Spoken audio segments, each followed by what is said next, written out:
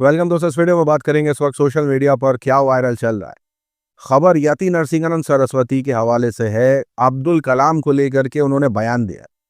अब इस बयान को लेकर के जो ट्रोलिंग चल रही है उसके पीछे की वजह आपको बताएंगे, क्योंकि भाजपा मंत्री का बयान भी अब्दुल कलाम के लिए जो निकला है उसको लेकर के काफी चर्चा शेयर करेंगे।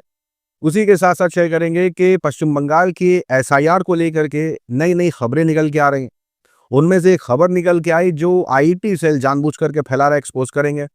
कुणाल कामरा ने एक टी शर्ट पहनी और उस पर जो कुछ लिखा था उसको लेकर के बवाल कट गया है। धर्मेंद्र जी को लेकर के क्या कुछ चल रहा है, आगरा की जामा मस्जिद को लेकर के क्या कंट्रोवर्सी चल रही है, क्या क्या बयान है, कई सारी अपडेट्स होने वाले इस वीडियो में। तो आप सभी से गुजारिश है कि चैनल की रीच के लिए लाइक करना ना भूला करें और कमेंट जरूर करा करें। अच्छा लगे बुरा लगे जैसा लगे कमेंट करिए। मन की बात करनी है, इंप्रूवमेंट की बात करनी है, कुछ अच्छा लगा है या बुरा लगा, जो मन में आए कमेंट जरूर करा करिए। और सब्सक्राइब करना ना भूलें। जिन्होंने कर रखा है बहुत बहुत शुक्रिया, और जिन्होंने नहीं किया है तो करना। परेशान हो गए हम लोग 2.5 साल से। पहली अपडेट गाजियाबाद से है। गाजियाबाद में डासना देवी का महंत यति नरसिंहानंद कुछ लोगों के साथ पीएम हाउस की तरफ जाने की कोशिश कर रहा था। गाजियाबाद पुलिस ने उन्हें रोक लिया, जाने नहीं दिया। इससे बौखलाए नरसिंहानंद ने पुलिस के सामने भारत के पूर्व राष्ट्रपति अब्दुल कलाम का अपमान किया। अब्दुल कलाम से कट्टर मुसलमान इस देश में नहीं हुआ। मतलब भारत के स्वतंत्र भारत के इतिहास में एक ही राष्ट्रपति है जो किसी मृत्युदंड की सजा पाए हुए अपराधी के परिवार वालों से मिला। सोशल मीडिया पर लोग यति नरसिंहानंद के खिलाफ सख्त एक्शन लेने की मांग कर रहे हैं। साथ ही साथ लोग कहने लगे कि बीजेपी के बड़े नेता अब्दुल कलाम को अपना आदर्श मानते हैं। बीजेपी मंत्री गिरिराज सिंह ने भी कहा था कि अब्दुल कलाम और जाकिर हुसैन जैसे लोग हमारे आदर्श हैं। यानी बीजेपी वाले भी नरसिंहानंद को सीरियसली नहीं लेते। साथ ही साथ देखिए अयोध्या में क्या चल रहा है। अयोध्या में राम मंदिर बनने का काम पूरा हुआ। राम मंदिर बनकर तैयार हो गया है। राम मंदिर की ओपनिंग सेरेमनी रखी गई। भगवा झंडा लहराने का प्रोग्राम रखा गया। इसमें लगभग 8,000 के करीब लोग शामिल हुए। पीएम मोदी और मोहन भागवत की मौजूदगी में राम मंदिर का इनॉग्रेशन हुआ। खबर है कि प्रोग्राम में बाबरी मस्जिद के जिम्मेदारों में रहे इकबाल अंसारी को भी बुलाया गया, लेकिन जगत गुरु रामभद्राचार्य को नहीं बुलाया गया। इसे लेकर उन्होंने नाराजगी जताई है। जगत गुरु ने कहा कि इतना सब करने के बाद भी हमारी उम्मीदें पूरी नहीं हुई, हमको इस प्रोग्राम का इन्विटेशन भी नहीं भेजा गया। सोशल मीडिया पर जगत गुरु रामभद्राचार्य ट्रोल हो रहे हैं। लोग बोल रहे हैं कि जब राम मंदिर का काम अधूरा था उस वक्त भी ऐसा ही एक प्रोग्राम रखा गया था। शायद चुनाव भी नजदीक थे। बहुत से लोगों ने उसका विरोध किया, लेकिन आपने नहीं किया, उसका इनाम मिल गया आपको। साथ ही साथ लोग पूछने लगे कि ये कोई शादी का प्रोग्राम है क्या, जो फूफा जी रूठ गए।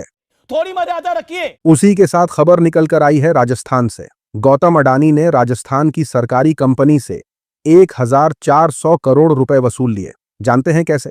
दरअसल अडानी को कोयला खदान से नजदीकी रेलवे स्टेशन तक रेल की पटरी बिछवानी थी।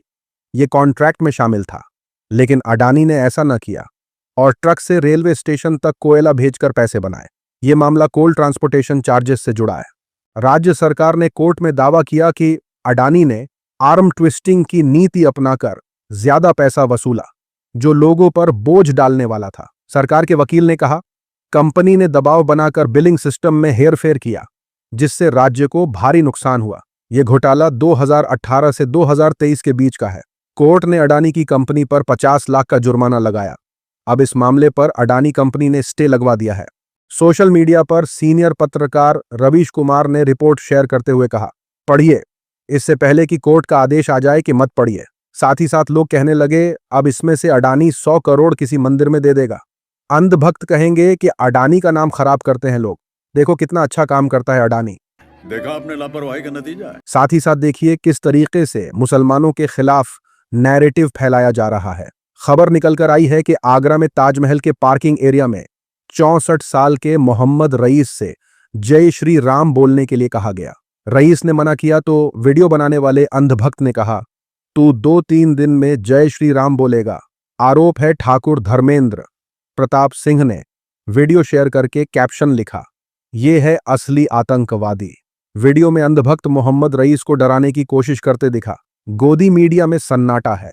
लेकिन रईस चाचा डरे नहीं बल्कि अंधभक्तों को चेतावनी देकर भगा दिया। श्री राम बोलो भाई। अरे भाई जय श्री राम बोल दो। अरे जाओ यार, अपना काम करो। क्यों? अरे भाई सुन, इधर देख, जय श्री राम बोलेगा तू 2-3 दिन में। सोशल मीडिया पर चल रहा है कि क्या बात, श्री राम बोलने वाले कम हो गए क्या, जो मुस्लिम लोगों से बुलवा रहे हो। क्या बढ़िया था गुरु। साथ ही साथ कांग्रेस नेता इमरान प्रतापगढ़ी ने कहा कि आगरा जैसे इंटरनेशनल टूरिस्ट प्लेस जो मोहब्बत की निशानी के लिए जाना जाता है, वहां ऐसे नफरती तत्वों को इतनी खुली छूट कैसे है सरकार बहादुर। वहीं आगरा पुलिस ने वीडियो वायरल होने के बाद कहा है कि जांच के बाद कार्यवाही के आदेश दे दिए गए हैं। ये खबर देखिए, दिल्ली में पोल्यूशन को लेकर लोग लगातार सड़कों पर प्रोटेस्ट कर रहे हैं, दिल्ली सरकार से साफ हवा की मांग कर रहे हैं। आरोप है कि दिल्ली पुलिस उन्हें डिटेन कर रही है। दिल्ली वालों का कहना है कि हवा की हालत ऐसी है कि उनके लिए सांस लेना मुश्किल हो गया है। खराब हवा का लेवल लगातार बढ़ रहा है। उधर बीजेपी का कहना है कि दिल्ली में जो लोग प्रोटेस्ट कर रहे हैं वो नक्सल कमांडर के सपोर्टर हैं। कांग्रेस, मुस्लिम लीग और माओवादी बन गया है। दिल्ली पोल्यूशन से ज्यादा खतरनाक ये कठमुल्ला का प्रोटेस्ट है। सोशल मीडिया पर चल रहा है कि जब भी जनता अपनी खराब तबीयत को लेकर सरकार के खिलाफ प्रोटेस्ट करती है, सरकार के नेता तुरंत एक ऐसा नैरेटिव लेकर आ जाते हैं ताकि जनता असली मुद्दा भूल जाए और कोई सवाल ना करे। ये आपने किसान प्रोटेस्ट, सोनम वांगचुक प्रोटेस्ट जैसे मामलों में देखा होगा। साथ ही साथ लोग कहने लगे कि जब दिल्ली में आपकी सरकार थी तो ये एंकर कहा करते थे, अपने ऑफिस से बाहर निकलिए, एयर पोल्यूशन का कुछ कीजिए। अब जब दिल्ली में बीजेपी की सरकार है तो ये उनके बचाव में फर्जी डेटा दिखाने लगे हैं, जैसे दिल्ली में एयर पोल्यूशन है ही नहीं। उसी के साथ देखिए मस्जिदों को लेकर किस तरीके से नैरेटिव बनाया जा रहा है। कथावाचक देवकी नंदन ठाकुर ने दावा किया है कि आगरा की जामा मस्जिद की सीढ़ियों के नीचे केशव देव जी भगवान की मूर्ति मौजूद है। बंद करो, हाथ जोड़ के मैं। आप अंधभक्तों की क्रोनोलॉजी समझिए। पहले मस्जिदों के बारे में कुछ भी दावा कर दो, उसे कोर्ट कचहरी में फंसाओ ताकि वहां नमाज रुक जाए, और फिर उस पर कोर्ट का ऑर्डर लेकर अपनी दुकान चलाते रहो। गोदी मीडिया में सन्नाटा है। सोशल मीडिया पर चल रहा है कि इन्हें हर मस्जिद के नीचे अपने भगवान नजर आते हैं। कहने को ये धर्म गुरु हैं लेकिन बातें अधर्मी करते हैं। सुबह से शाम तक मुसलमान, इस्लाम और मस्जिद ही इनका जाप है, उसी से इनकी दुकान चल रही है। मीडिया इन्हें प्लेटफॉर्म देता है और ये जहर उगलने लगते हैं। साथ ही साथ लोग कहने लगे कि जब तक बीजेपी सरकार है तब तक हर रोज एक नया बाबा आएगा, मंदिर मस्जिद चिल्लाएगा। जिस दिन बीजेपी की सरकार गई, बाबा देशभक्ति के गीत गाएंगे। साथ ही साथ खबर निकलकर आई है कुणाल कामरा के हवाले से। कॉमेडियन कुणाल कामरा ने अपनी एक तस्वीर पोस्ट की है। तस्वीर में कुणाल ने जो टी शर्ट पहनी है उसे देखकर आईटी सेल में रोना धोना शुरू हो गया है। बीजेपी आरएसएस वाले गाली दे रहे हैं। कुणाल ने बताया कि उनके ये तस्वीर कॉमेडी क्लब की तो बिल्कुल नहीं है। कुणाल कामरा की ये तस्वीर देखकर राइट विंग के खेमों में चल रहा कि कुत्ते वाली हरकत अगर कोई कुणाल कामरा के मुंह पर कर दे तो मैं अपनी 1 महीने की सैलरी उस भाई के नाम कर दूंगा। सोशल मीडिया पर लोग कुणाल कामरा का रूटीन शेयर करने लगे हैं। लोगों का कहना है कुणाल कामरा सुबह उठते हैं, अंधभक्तों को रुलाते हैं, खाना खाते हैं, फिर अंधभक्तों को रुलाते हैं, रात में भी रुलाकर सोते हैं। साथ ही साथ लोग पूछने लगे कि टी शर्ट में जो हल्का होने वाला एक्शन कर रहा है कहीं वो अमीश देवगन तो नहीं है। गजब बेइज्जती है। दूसरी तरफ एक्टर धर्मेंद्र का ये वीडियो वायरल हो गया है। एक्टर धर्मेंद्र ने 24 नवंबर को आखिरी सांस ली। 89 साल की उम्र में उन्होंने दुनिया को अलविदा कहा। लोग उनके बयान और डायलॉग के जरिए उन्हें याद कर रहे हैं। 2004 में बीजेपी के शाइनिंग इंडिया मोमेंट से इंप्रेस होकर धर्मेंद्र ने राजनीति में आने का फैसला किया। बीजेपी ने फिर 2004 के लोकसभा चुनाव में धर्मेंद्र को राजस्थान के बीकानेर से टिकट देकर चुनावी मैदान में उतारा। धर्मेंद्र का एक पुराना इंटरव्यू वायरल हो रहा है जिसमें उन्होंने राजनीति में उतरने के लिए बीजेपी को ही चुनने की वजह बताई थी। धर्मेंद्र ने कहा था, मुझे एक मुस्लिम बहन ने फोन करके बड़े प्यार से कहा कि धर्मेंद्र जी आप बीजेपी में क्यों जा रहे हो? आप बीजेपी में क्यों जा रहे हो? मेरे दिल को भी लगा कि ये जो कह रही हैं। तब मुझे ख्याल आया कि ये पार्टी केवल एक जमात की है। कि ये जो कह रही हैं, तब मुझे ख्याल आया कि शायद ये जमात सिर्फ हिंदुओं की है। तो मैंने उनसे कहा कि मैं आपका नुमाइंदा बनकर जा रहा हूँ, मुसलमान भाइयों का नुमाइंदा बनकर जा रहा हूँ। मैं आपका नुमाइंदा बनकर जा रहा हूँ, मुसलमान भाइयों का नुमाइंदा बनकर जा रहा हूँ। मेरे जैसा सेक्युलर जो कि अपने आप को हिंदुस्तान का सबसे बड़ा सेक्युलर कहता हो, मेरे जैसा सेक्युलर, मेरे ख्याल से जो अपने आप को हिंदुस्तान का सबसे बड़ा सेक्युलर कहता हो, सबसे बड़ा सेक्युलर मैं हूँ। उससे बड़ा सेक्युलर मैं हूँ। मैं किसी एक धर्म को नहीं मानता, मैं इंसानियत में भरोसा करता हूं। I believe in humanity. उसी के साथ खबर निकल कर आई है SIR के हवाले से। चुनाव आयोग देश के अलग अलग राज्यों में SIR करवा रहा है। इसी से जुड़ा एक दावा जम्मू कश्मीर के पूर्व DGP शेष पॉल वेद ने किया। पूर्व DGP ने एक वीडियो अपने एक्स हैंडल से शेयर किया और दावा किया कि वेस्ट बंगाल में SIR का असर दिखने लगा है। इंडिया बांग्लादेश बॉर्डर पर लोगों की ये भीड़ देखिए। इतना ही नहीं, IT सेल ने भी ऐसा दावा किया और कहा कि ये सिर्फ शुरुआत है, 5 करोड़ इल्लीगल बांग्लादेशियों को बाहर फेंकेंगे। जब लोगों ने ये देखा तो 1 मिनट में पूर्व DGP और IT सेल का झूठ पकड़ लिया।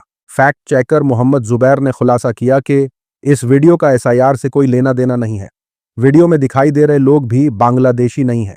ये वीडियो बांग्लादेश सीमा के पास मौजूद नदिया जिले के एक गांव के लोगों का है, जो माता भांगाड़ नदी में काली मां की मूर्ति विसर्जन करने जा रहे हैं।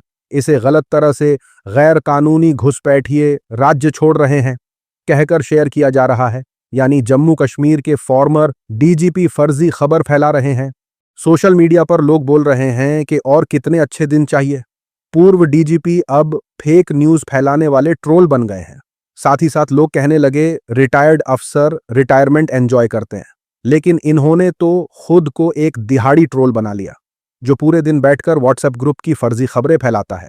अगली अपडेट यूपी के बलरामपुर से निकल कर आई है। बलरामपुर के एक भाई ने अपनी बहन के साथ गलत काम किया है। 27 साल के राम महेश को पुलिस ने गिरफ्तार कर लिया है। IT सेल में सन्नाटा है। गोदी मीडिया आरोपी भाई का नाम बताना नहीं चाहता है। सोशल मीडिया पर चल रहा है कि नाम में राम भी है, नाम में महेश भी है, फिर भी इतनी जलील हरकत। खैर छोड़ो, नाम में रखा भी क्या है। उसी के साथ यूपी के ललितपुर से आई ये खबर देखिए। ललितपुर जिले में पत्रकार देवेंद्र कौशिक गौशाला की कवरेज करने गए थे। सचिव जी ने कुछ महिलाओं को पत्रकार के पीछे दौड़ा दिया। अब पत्रकार पर पैसे मांगना जैसी कुल 8 धाराओं में FIR हो गई है। यानी गौशाला की सच्चाई दिखाना गुनाह हो गया है। ललितपुर में पत्रकार देवेंद्र कौशिक अरेस्ट कर लिए गए हैं। देखिए ये बहनें। पुलिस प्रशासन के अफसर कह रहे हैं कि पत्रकार ने प्रधान सचिव को पीटा, जाति सूचक गालियां दी, पैसे मांगे। हालांकि सामने आए वीडियो में ऐसा कुछ नहीं दिखाई दे रहा है। सोशल मीडिया पर यूपी के पूर्व CM अखिलेश यादव ने कहा कि गौमाता के नाम पर भाजपाई भ्रष्टाचार उतना ही गलत है जितना मां गंगा के नाम पर भाजपा वालों की अरबों की घपलेबाजी। भ्रष्टाचार का भंडाफोड़ करने वाले पत्रकार पर ही मुकदमा ठोक देने का मतलब है। उल्टा चोर कोतवाल को डांटे। साथ ही साथ खबर निकल कर आई है इथियोपिया से। इथियोपिया का हैली गुब्बी ज्वालामुखी लगभग 12,000 सालों बाद ऐसा दहाड़ा है कि दुनिया हिल गई है। वहां के लोग तो इससे डरे ही हुए हैं। अन्य देशों में भी खलबली मची है। भारत समेत कई देशों की एयरलाइंस को अपनी फ्लाइट्स के रूट में अचानक बदलाव करने पड़े हैं, क्योंकि ज्वालामुखी में हुए विस्फोट के बाद 15 किलोमीटर की ऊंचाई तक उड़ी राख कई देशों की सीमाओं को पार करेगी। एविएशन सेक्टर इसे लेकर बहुत ज्यादा चिंता में है। हैली गुब्बी ज्वालामुखी से उड़ी राख के दिल्ली जयपुर तक पहुंचने की बात कही जा रही है। कई लोग कह रहे हैं कि अगर ऐसा होता है तो इससे भारत की राजधानी में जहरीली हवा का लेवल यानी AQI 1000 से 2000 तक जा सकता है। यहां पॉल्यूशन लेवल पहले से ही 500 के आसपास बना हुआ है। उसी के साथ खबर निकलकर आई है बॉलीवुड एक्ट्रेस सेलेना जेटली ने अपने पति पीटर हाग के खिलाफ मुंबई की एक लोकल कोर्ट में डोमेस्टिक वायलेंस का केस किया है। सेलेना ने अपने पति पर इमोशनल, फिजिकल, सेक्सुअल अब्यूज जैसे गंभीर आरोप लगाए हैं। साथ ही उन्होंने 50 करोड़ रुपए की मुआवजे के साथ हर महीने 10 लाख रुपए का मेंटेनेंस मांगा है। सोशल मीडिया पर चल रहा है कि जल्दी से अमीर बनने वाली ये स्कीम अदालतों की सुनवाई में सबसे टॉप पर है। साथ ही साथ लोग कहने लगे कि ये एक गोरे को कंगाल बना रही है। इसमें गलत कुछ भी नहीं है। कोई सेंस है इस बात की? सोशल मीडिया की वायरल खबरों में आज के लिए इतना ही। अपनी राय सुझाव कमेंट में जरूर बताएं। मिलूंगा आप सभी से अगले वीडियो में। तब तक के लिए अपना ख्याल रखें।